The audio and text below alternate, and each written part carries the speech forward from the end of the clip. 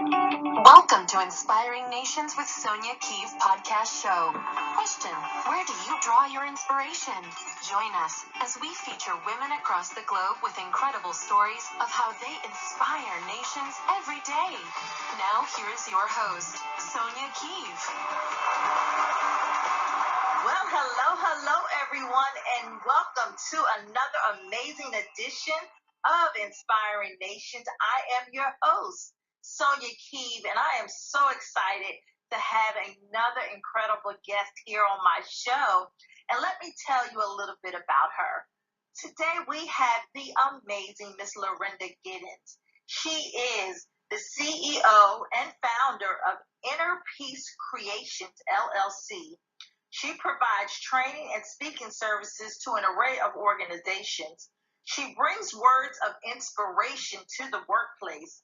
And additionally, she teaches 9-to-5ers, us folks in the corporate space, how to follow their dreams and reveal their greatness using personal and professional development strategies. And so without further ado, I'm excited to have her on the show. And for my listening audience, please welcome the incredible Miss Loronda Giddens. Well, hello, superstar. Hi, Sonja. How are you this evening? I am amazing. Thank you so much for being my guest today. Well, thank you so much for having me. I greatly appreciate your kindness. And just for those who don't know you, tell us just a little bit more about who you are and whom you serve. Well, as you said, my name is Loronda Giddens, and I reside in Atlanta. I've been here, I'm celebrating my 20th year this year, and I'm originally from South Florida, was born and raised there, and decided to move to Atlanta, like I said, 20 years ago, and it's just been an amazing ride. I started out working in a corporate environment when I moved here, and for the last 15 years, I've been working in the government sector, working with at-risk youth. So just spending the last, several decades just, working directly with at-risk youth and making sure that they can be successful in their lives by inspiring them to be their greatest self. And, and moving from Florida to Atlanta, I know a lot of people love Florida because they definitely want the sun. But it's funny, like what made you move to Atlanta for the job? Yeah, actually I did. I came to Atlanta on a business trip, and I literally just fell in love with Atlanta. We went out to dinner that evening. We took some clients out to dinner, and we were in a small city called Dunwoody. And I literally just fell in love with the city because it reminded me so much of home, because I've always lived in the suburbs. It's a nice suburban area, so there was just something about it that really appealed to me. And Atlanta was just one of the places that was, it was just hopping. It had a vibe to it and a really great energy, and it was just some place that I felt I needed to be. And I didn't know anyone here. I literally, when I came back home off the trip, back then 20 years ago, you could look through the newspaper in the classified ads on Sunday and, literally look for jobs. Now everything you find it online. But at that time, that Sunday I went home and grabbed a newspaper that Sunday and was flipping through the pages and actually saw a position in there that was closely related to what I was doing. And I said, you know what, I'm going to go ahead and apply for this job. So that Monday morning, I sent my resume out, and by that afternoon, they were calling me, asking me to fly to Atlanta for an interview. And I said, absolutely, I'll come up. And, they flew me up, hotel, travel, everything, interviewed me, and within about a week or two, I had to make a decision if I was going to stay in Atlanta or, come to Atlanta, or if I was going to stay in Florida. And I made the decision to just go ahead and come to Atlanta because I needed a change. So that's really what prompted that move. Awesome. Well, I know that we're going to discuss tonight a wonderful topic called peeling back the layers of your life. And when I thought about that topic, I was like, oh, that sounds very intriguing. So could you go into a little more about what do you mean by peeling back the layers of your life? Well, let's go way back. And this is just my interpretation of it. Different people have different interpretations when they hear that. But for me, what it really means is, in my mother's womb, I was having a conversation with God, and I feel that every single person has a purpose. We came here with a purpose. We came here with something that we're supposed to do. And I feel like, when some kids, they pop out of the womb and they get right to the business of doing that purpose and doing what they're supposed to do. But then others of us, we come out and we get covered up with other people's expectations, and we just get covered up in different things. And I feel like layers to me are things like guilt and fear and procrastination and shame, mommy issues, daddy issues, low self-esteem, lack of confidence. And we have all these different layers that cover us up, and we lose sight of that purpose.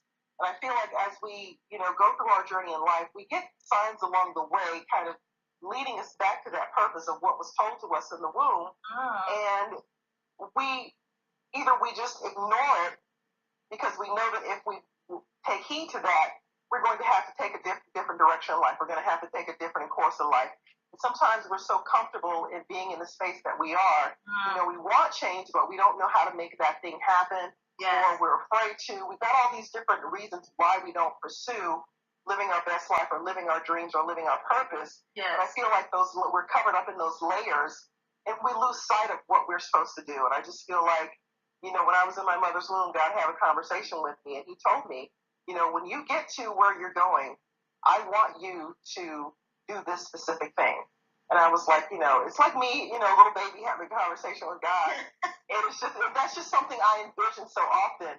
And it's like, we're having this conversation. I'm like, well, what do you want me to do when I get there? And, he said to me, Loronda, you are a teacher, you're a healer, you're a life changer, and I want you to use the power of your words to elevate the consciousness of humanity. That's my purpose.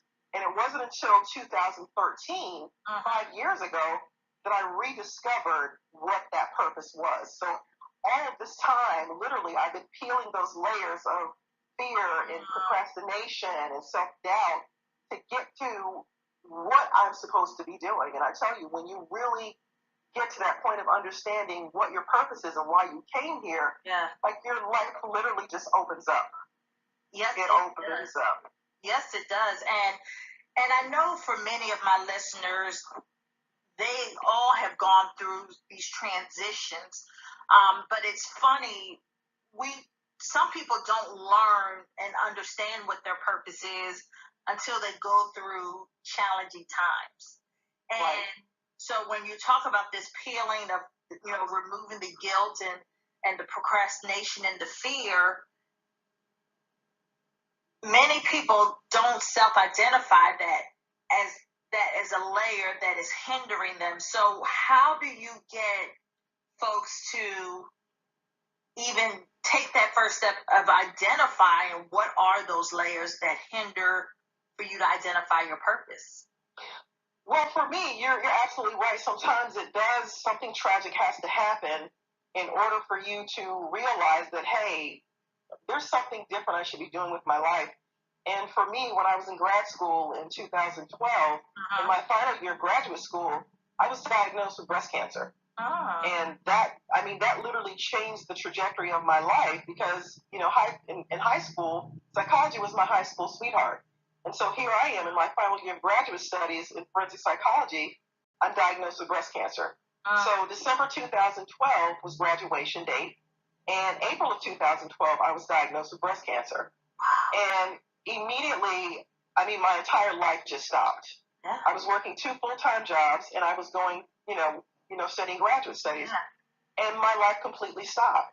So I really had to make a decision on what I was going to do. And I went to my professor and I told him what was going on. And he said, well, Loronda, you really could wait until May of 2013, to get your degree. Right. And I said, you know what? There's absolutely no way that I'm going to wait, another 6 months to get my degree. You don't understand how many years, how many decades, I've waited to get this degree. It was something so meaningful to me.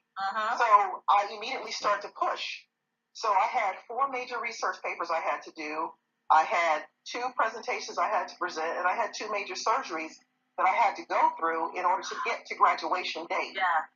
And I just immediately started pushing. After you go through the crying and the, all of that, I never once said, why me, though? I never once said that. But I did, just immediately started pushing. And I pushed myself all the way through to December 2012 and walked across that stage. Yes. But after that, after I walked across the stage and got that degree, I had some major expectations of my agency. I had some major expectations because now I had this degree, and I feel like, okay, I can get any job that I want. But guess what? That didn't happen. I sent my resume to, the CIA, the FBI. I wanted to go to Washington, D.C., and, the whole nine, and none of that happened. And I said, okay, so I need to just not do anything right now. I said, obviously there's a bigger plan. There's a bigger, something bigger happening here. So I just stopped doing anything. I didn't send out any more resumes, and I just got still. And I listened, and I waited for the answer. And when I got still, I sat and I listened and I waited for the answer. Yeah. I'm telling you, it revealed itself. Oh, yes, I'm over here shouting. I see you. I have been through that. I can tell you, my sister, I have been through that, and I had, a very similar experience, and I have spoken to so many women across this nation, and I tell them there is something that comes when you are still. And I never used to believe that until, I stopped running, stopped trying to figure it all out, stopped trying to make stuff happen in my own time. Right. And literally, when I was still, it came with clarity. Crystal clear. Ooh, and I could definitely attest to that. So as you have gone through this, journey, you've had a health scare, and going back to school as an adult learner. And let me first say congratulations to you for that, because thank you. I know what that is like. I do and I tell people going back to school as an adult learner, there's nothing cute about that. It's not. It's not a joke. But there is a sheer will to finish, because it's something that if you don't ever do it and you have a longing for it, it continues to eat at you until you're done. It does. And it did for me, because when I moved to Atlanta and when I was working in corporate, I did not have a degree at all. I had a high school diploma. And I was able to, move up within the ranks and make good money when I was working in corporate. But there was just something inside of me. Yes. I wanted that degree in psychology so desperately. And then once I, went from working in corporate to working in government, the people around me had their bachelor's degrees and their master's degrees. Yes. And I wanted mine. I wanted it. So the people around me inspired me to go back and get that degree. Yes, I love it. And so I know what I read earlier in your bio, that you speak to corporations, and about having this inspiration in the workplace. And so are you having conversations with these audiences about the work-life balance piece, or is it just about them identifying really what their purpose is and how to make that happen for them? It's a combination, because ultimately when I'm talking about, your dreams and your aspirations, people get excited. They have things that they want to do. And a lot of this is coming from my own personal experience. Yeah. Because, being a business owner, I'm still a 9-to-5er, and I had dreams. I had a dream to finish my degree. I had a dream to write books. I had a dream to do other things, to start a business. So I talk to 9-to-5ers all the time about their dreams. And when they start talking about their dreams, they get excited. But then there's that thing called life that happens. Yes. And they're like, how am I going to pursue this dream, this thing that I really want to do, but life is still happening? How do I balance my work and my family and my dreams? And how do I make all of these things happen? Yes. And you literally, I was telling the group yesterday, you literally have to dissect your life in a way that you never have before. Think about your life in a way that you never have before. I tell people all the time, think about what you think about. Like, what are your recurring patterns of thought constantly? Are you having negative thought patterns? Are you telling yourself, I can't do this, or I don't believe in myself? Or what are you saying to yourself? And what are you saying to yourself about your dreams? Do you even believe that you can accomplish your dreams? Yeah. A lot of people just don't. I always say, if I could wave the magic wand and make your dream life or create your best life, what would that look like? And a lot of people, sometimes they just don't know. They don't know where to start. So then we start to have conversations about, well, what do you daydream about? If you're just sitting at your desk one day, what do you daydream about? What are the things that you daydream about? What are the things that you're passionate about? What do you love to do? What are you willing to do for free? What did you love to do when you were a kid? So when I start asking those type of questions, I start to see a smile come on their face. Yeah. And then we start to identify and drill down to those specific things of what they want to do. So once we identify that thing, then I start to get the but. Well, I don't have enough time in my schedule, or I don't have the money to do it, or, all these different things start to pop up. So then I say, let's just wipe the slate clean. Let's just take all of those butts off of the table and just look at your dream. And one guy told me yesterday he wants to be a professional tennis player. I said, okay, well, what is it going to take in order for you to be a professional tennis player? What's one thing that you can do today? And then another person said they wanted to be an artist. Well, what type of artist do you want to be? So just kind of drilling down and being able to identify one specific thing that you can do today to make your dream happen. So the one person that wanted to be an artist, I said, what is the one thing you can do today in order to make that happen? She goes, well, I need to, get my website up and running. Okay, cool. We've identified that. Okay, so what date can you put on that you can have that website done? And what tools do you need? Are you going to build the website yourself, or you have someone else build it? Yeah. So we have to identify the one thing that you can do that thing well, master it, and then go on to the next thing, because there's always going to be another thing on the list. And you're just literally building on the foundation of what you already have and what you already know. Yes. And I'm glad that you said that, because I know for so many people, we've all done this exercise at some point in our life where we first identified what is that thing we think about all the time, and then we think, okay, what I can do today. But what I find is after they started and they maybe figure out that one thing they could start today, they get into this pattern I see where they've accomplished this one thing, but then they almost get complacent in the step that they mastered, and they never move forward because the excuses come in. And then before you know it, time has gone by and it's no longer something that's really exciting to them. So how do you help someone identify that thing that, they know they're passionate about, but how to actually work it and do it until it becomes a realized dream for you? Because I think that's the difference between successful and non-successful people. It's, absolutely. The successful people do what unsuccessful people won't do. They won't stay consistent. It's like they can get excited. They write all the dreams down. They say, okay, I can start this today. And then it just seems like they just get into this place of complacency, but they haven't moved right or left. They're just still. So how do you help someone move from that place of complacency to really doing it till they realize it's coming true for them? Well, it's really about teaching people how to train their mind like an athlete trains their body. Okay. If you're an athlete, you have to train.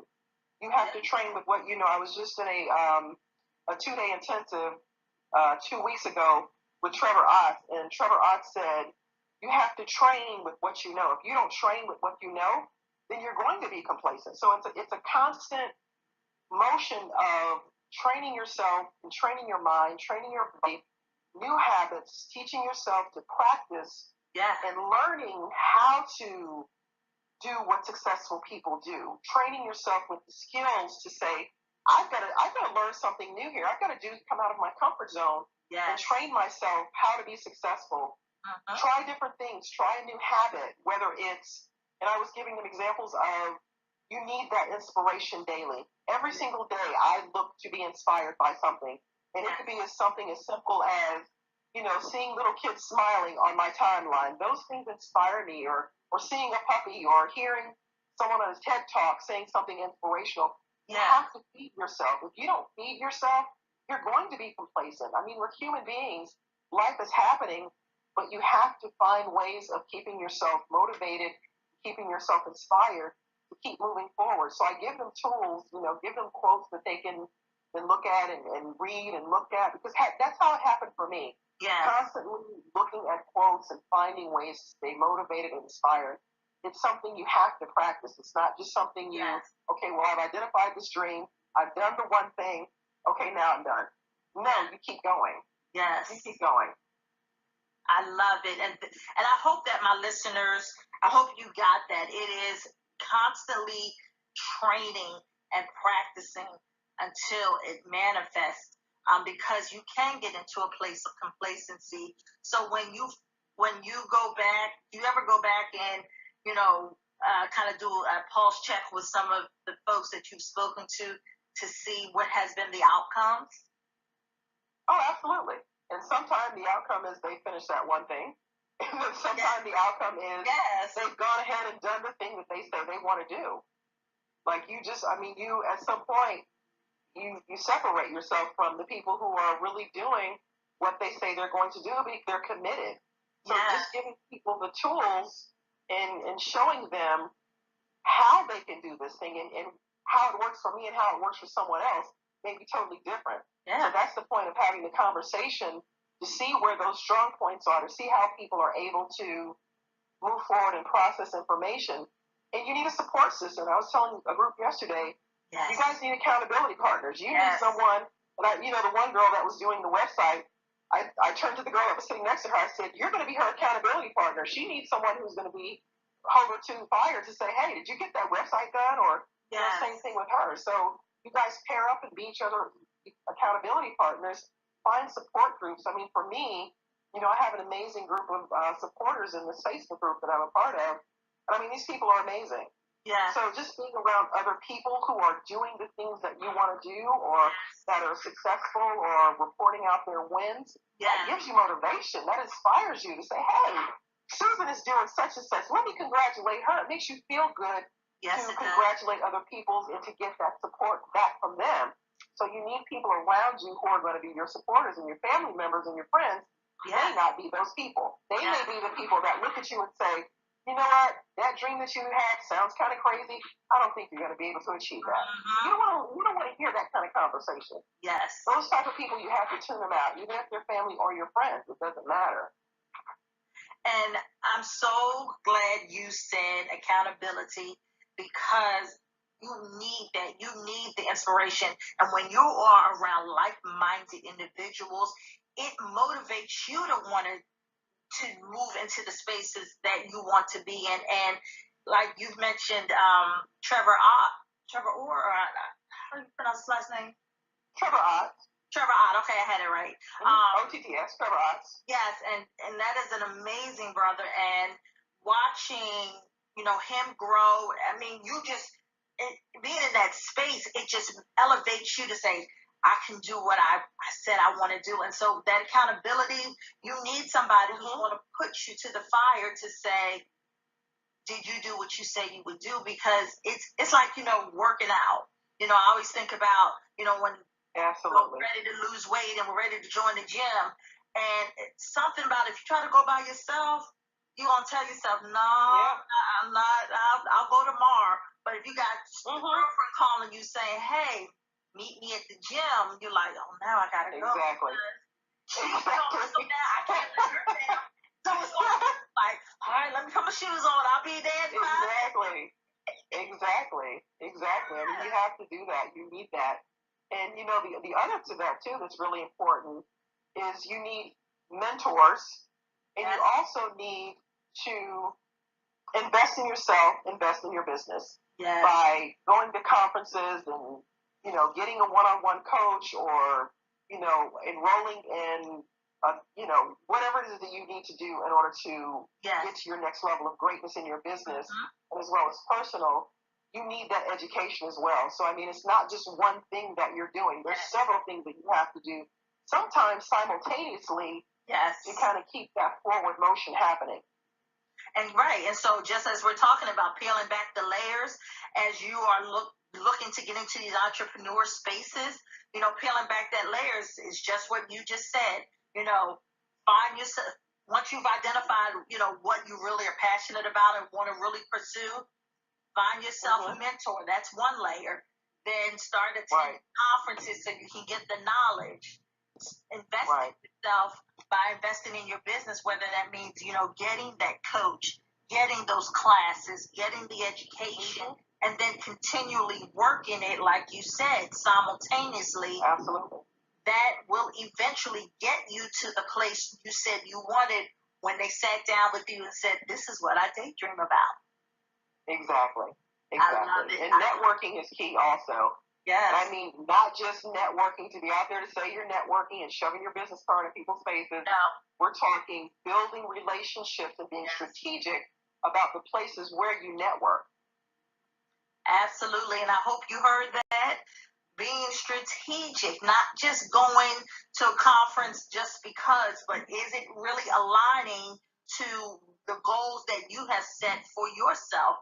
Because you could be in a room and get information and it has nothing to do with what you were trying to build for yourself, whether it's professionally or personally. Exactly. I love it. And I just want to say, kudos to you for all of the work that you're doing, because it's needed, especially for those who still have a 9 to 5 and they're still building their side hustle. It is very easy to get complacent because you are tied to that 9 to 5 and you want to push yourself to daydream. So I love the fact that you go around the United States and talk to people and go into the corporations, because I think they need that, because for some people, they need something other than that 9 to 5. Absolutely. Right. They were built for a purpose. They need something more than just sitting at that desk every single day. Exactly. And there's so many people out there that daydream and, they have things that they want to do. And I mean, I was that person. I mean, every single day I would drive to work and I'm thinking, okay, I enjoy what I do. I love what I do, but I know there's something more that I should be doing with my life. And when I started asking that question, I'm like, God, okay, what is it? Yeah. And when he revealed it to me, I said, oh, okay. So now my dream is literally to fly around the world on a private jet, inspiring people to live their best life and to create the life that they want. That's my dream. I don't know how the jet's going to show up, Sonja. I don't care how it's going to show up. That's not my responsibility. Right. But I know it's going to show up. And I think that's what people get so caught up in. Yeah. They have the big dream, but they're like, how am I going to make this thing happen? I don't ever wonder how the jet is going to show up. I just know that it's going to show up. That's right. That's Period. Right. I love it. I love it. And so for those who want to get in touch with you and want to know how to connect with you, how can they do that? They can find me at LorondaCGiddens.com. That's LorondaCgiddens. Or you can find me on my Instagram or Facebook at Inspired, the number 2, and then Peel, Inspired to Peel. And you can find me on social media. Awesome. And those are some very easy connection points. So what is next for Miss Loronda? What is next on your agenda? A vacation. Seriously, the last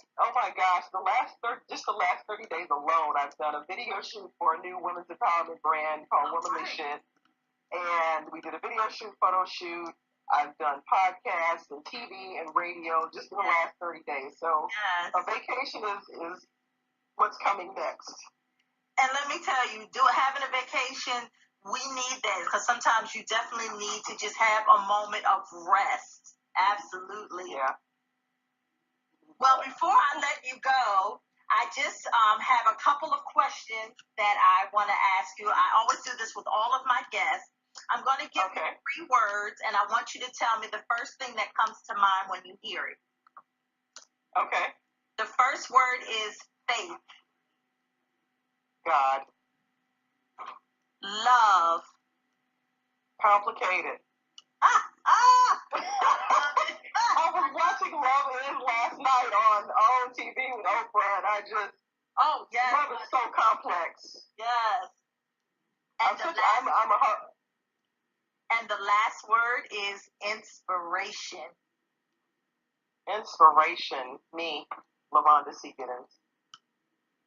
Well, Miss Loronda C. Giddens, it was indeed my pleasure talking with you and really discussing this whole peeling back the layers. I was actually taking some notes and some things that I realized I need to do. Okay, well, that's good. I'm happy to hear that. Yeah, so I definitely, and I know my listeners definitely got some wonderful information and some really good nuggets that they can use. And so I definitely would love to have you back on my show when you get in that private jet, ma'am, and jet. You know I'll call you. Yes. Because you're out there inspiring nations too, so I need you by my side. Yes, ma'am. You know what? I'm there. I'm right there, right there beside you. Have no fear. Excellent, excellent. I'm going to hold you to that. Well, it was truly my pleasure of having you on my show, and continued success for all of the amazing things that you're doing in your life. Thank you so much. I greatly appreciate you today for having me. And this is another amazing edition of Inspiring Nations. Bye-bye. Thank you for listening to another episode of Inspiring Nations with Sonja Keeve. I challenge each of you to perform one simple act of kindness and pass it forward. For more information on how you can be a guest on our show, visit www.sonjakeeve.com. We hope to see you next time.